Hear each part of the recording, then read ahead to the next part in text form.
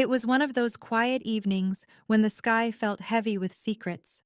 I came home early from work, a rare occurrence for me, carrying Emily's favorite takeout and a bottle of wine. I thought it would be a thoughtful surprise. We hadn't spent much time together lately, and I missed hearing her laughter fill the kitchen. But the moment I stepped inside, something felt wrong. The air was too still, the silence too sharp. Her heels were missing from the rack by the door. My chest tightened as I pulled out my phone. "Hey, want to grab dinner?" I texted. A few minutes later, my screen lit up with a short reply. "Can't talk. Busy tonight. No heart emoji, no kiss, nothing. Just cold words that made my stomach sink." I stared at the screen, exhaled slowly, and typed two words that would change everything. Me too. Emily thought she knew me, thought I'd sit around overthinking, doubting myself, maybe even apologizing for not trusting her. But not tonight. My instincts were screaming. I drove out of our driveway, my mind racing with flashes of every recent red flag, her secretive phone calls, her sudden late meetings, her new perfume I'd never bought. My headlights cut through the city's neon haze as I reached her office. But her car wasn't there. The parking lot was empty. That's when I remembered her mentioning a fancy rooftop restaurant she'd been desperate to try. "Someday," she had said. I took a chance, drove there, and parked across the street. And there she was, my girlfriend, in a red dress I'd never seen before, sitting across from a man who wasn't me. He leaned in, whispering something that made her laugh in a way she hadn't laughed with me in months. For a moment, I just sat there frozen. It wasn't anger that took over, it was realization.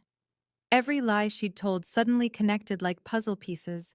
Work dinners, late nights, no signal at the office. My pulse steadied as I reached for my phone and took a picture. Not to expose her, not yet. Just proof for myself. I drove back home, the city lights blurring in my mirrors. I didn't blast music or scream or cry. I let the silence fill the car because I knew exactly what I had to do. When I got home, I packed my suitcase. Every shirt, every photo, every trace of me went into that bag. Then I left her a note on the counter, written as calmly as my heart allowed. "Since you're busy tonight, I won't wait." Before walking out, I sent her the photo from the restaurant. No caption, no anger, just the truth. Then I turned off my phone, tossed it onto the passenger seat, and drove to a quiet hotel on the edge of town. I checked in, ordered room service, and poured myself a drink. For the first time in months, I felt peaceful. I slept like a man who had finally stopped pretending everything was fine. When I woke up the next morning, reality came rushing in with 20 missed calls and a stream of desperate messages from Emily. "Please pick up. I can explain. It's not what it looks like." The last one read, "I went to your place. Your things are gone. Please just talk to me." I smiled bitterly and typed a reply. "Can't talk. Busy today."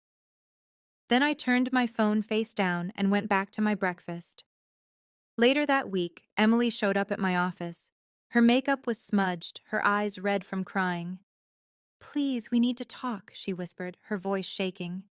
My coworkers glanced over, but I stayed calm. "Talk about what, Emily?" I asked. "About how you lied.